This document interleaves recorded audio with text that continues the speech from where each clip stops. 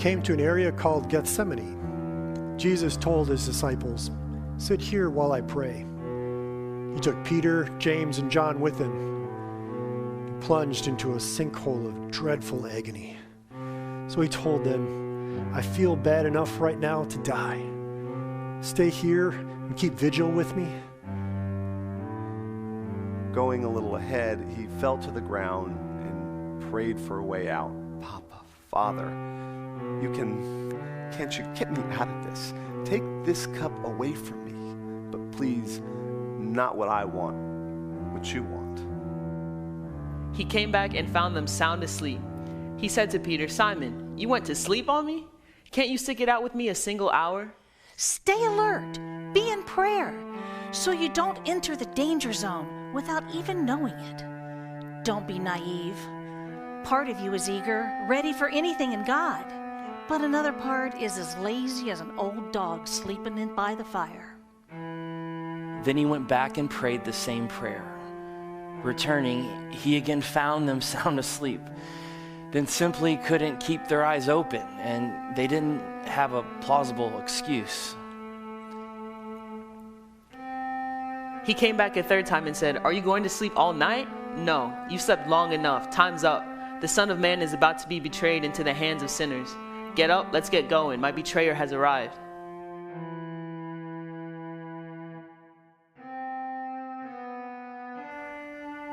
No sooner were the words out of his mouth when Judas, the one out of the 12, showed up, and with him a gang of ruffians sent by the high priests, religious scholars, and leaders brandishing swords and clubs. The betrayer had worked out a signal with them. "The one I kiss, that's the one. Seize him. Make sure he doesn't get away." He then went straight to Jesus and said, "Rabbi," and kissed him. The others grabbed him and roughed him up. One of the men standing there unsheathed his sword, swung, and came down on the chief priest's servant, lopping off the man's ear. Jesus said to them, "What is this? Coming after me with swords and clubs as if I were a dangerous criminal? Day after day I've been sitting in the temple teaching, and you never so much as lifted a hand against me. What you in fact have done is confirm the prophetic writings." All the disciples cut and ran. A young man was following along. All he had was a bed sheet. Some of the men grabbed him, but he got away, running off naked, leaving them holding the sheet.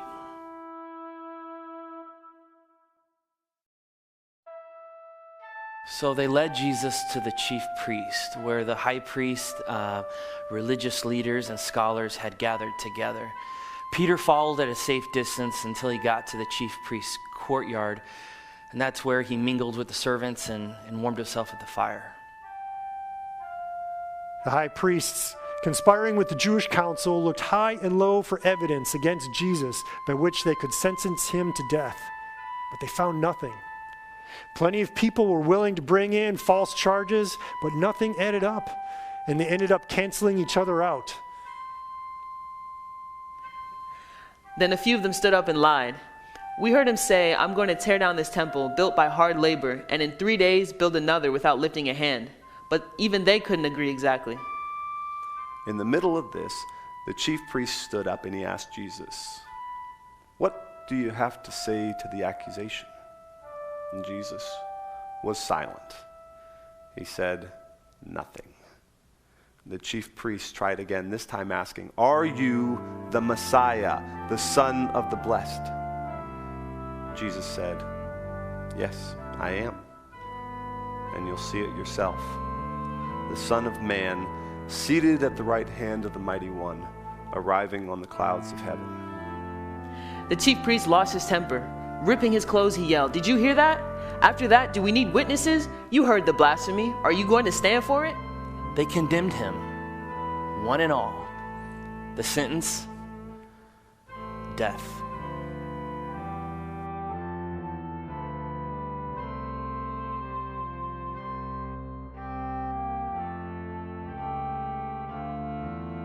Some of them started spitting at him, They blindfolded his eyes, then hit him, saying, "Who hit you? Prophesy." The guards, punching and slapping, took him away.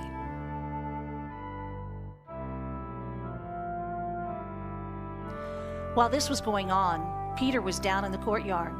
One of the chief priest's servant girls came in and, seeing Peter warming himself there, looked hard at him and said, "You were with the Nazarene, Jesus." He denied it. "I don't know what you're talking about." He went out on the porch, and a rooster crowed. The girl spotted him and began telling the people standing around, "He's one of them. He denied it again." After a little while, the bystanders brought it up again. You've got to be one of them. You've got Galilean written all over you." Now Peter got really nervous and swore, "I never laid eyes on this man you're talking about." Just then the rooster crowed a second time. Peter remembered how Jesus had said, "Before a rooster crows twice, you'll deny me 3 times." He collapsed in tears.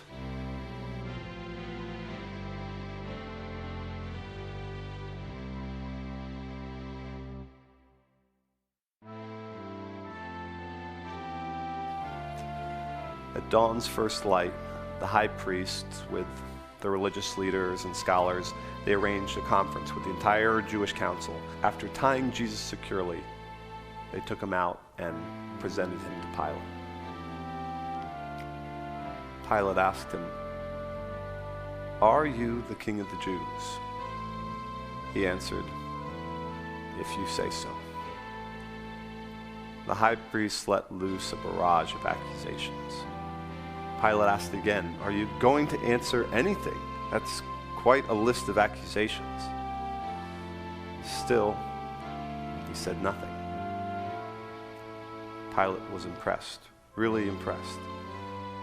Now, it was custom at the feast to release a prisoner, any prisoner that the crowd would ask for. There was one prisoner called Barabbas, and he was locked up with others who had committed murder during the uprising against Rome. As the crowd came up and began to present its petition for him to be released as a prisoner, Pilate anticipated them. "Do you want me to release the king of the Jews to you?" That's what Pilate said. He knew by this time that it was through sheer spite that the high priest had turned Jesus over to him. But the high priest by then had worked up the crowd to ask for the release of Barabbas. Pilate came back. "So what do I do with this man you call the king of the Jews?" They yelled, "Nail him to a cross!" Pilate objected, "But for what crime?" But they yelled all the louder, "Nail him to a cross!" Pilate gave the crowd what it wanted, set Barabbas free, and turned Jesus over for whipping and crucifixion. The soldiers took Jesus into the palace, called Praetorium, and called together the entire brigade. They dressed him up in purple and put a crown plaited from a thorn bush on his head, and then they began their mockery. "Bravo, King of the Jews!" They banged on his head with a club, spit on him, and knelt down in mock worship. And after they had had their fun, they took off the purple cape and put his own clothes back on him. Then they marched him out to nail him to the cross.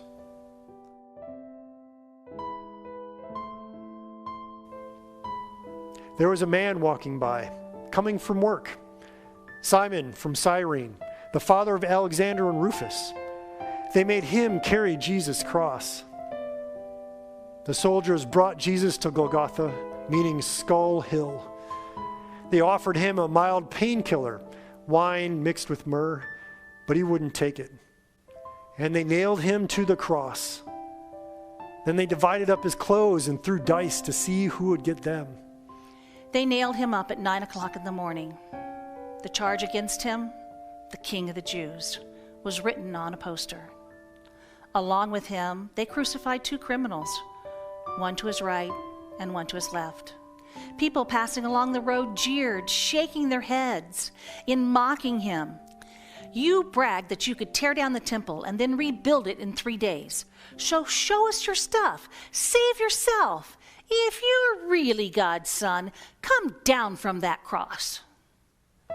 The high priest, along with the religious scholars, were right there mixing it up with the rest of them, having a great time, poking fun at him. He saved others, but he can't save himself? Messiah is he, King of Israel. Then let him climb down from that cross. We'll all become believers then. Even the men crucified alongside him joined in the mockery. At noon, the sky became extremely dark, and the darkness lasted 3 hours. At 3 o'clock, Jesus groaned out of the depths, crying loudly, Eloi, Eloi, lama sabachthani, which means, my God, why have you forsaken me? Some of the bystanders who heard him said, "Listen, he's calling for Elijah." Someone ran off, soaked a sponge in some sour wine, put it on a stick, and gave it to him to drink, saying, "Let's see if Elijah comes to take him down." But Jesus, with a loud cry, gave his last breath.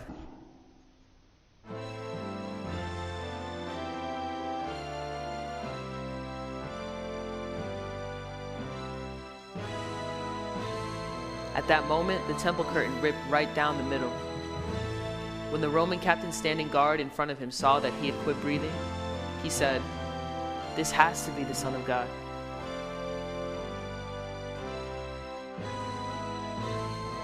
There were women watching from a distance. Among them, Mary Magdalene, Mary the mother of the younger James and Joseph, and Salome. When Jesus was in Galilee, these women followed him and served him, and had come up with him to Jerusalem. Late in the afternoon, since it was the day of preparation, Sabbath Eve, Joseph, a highly respected member of the Jewish council, came. He was one who lived expectantly on the lookout for the kingdom of God. Working up his courage, he went to Pilate and asked for Jesus' body. Pilate questioned whether he could be dead that soon and called for the captain to verify that he was really dead. Assured by the captain, he gave Joseph the corpse.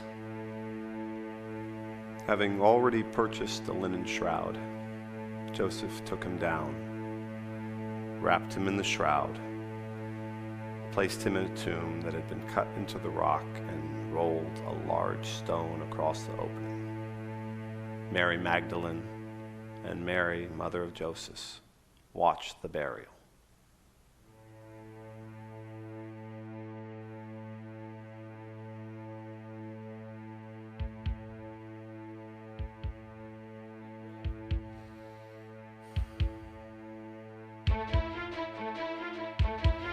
It's Friday. It's Friday. It's Friday, It's Friday. It's Friday. but Sunday is coming. Sunday's coming. Sunday's coming. Sunday's coming. But Sunday's coming.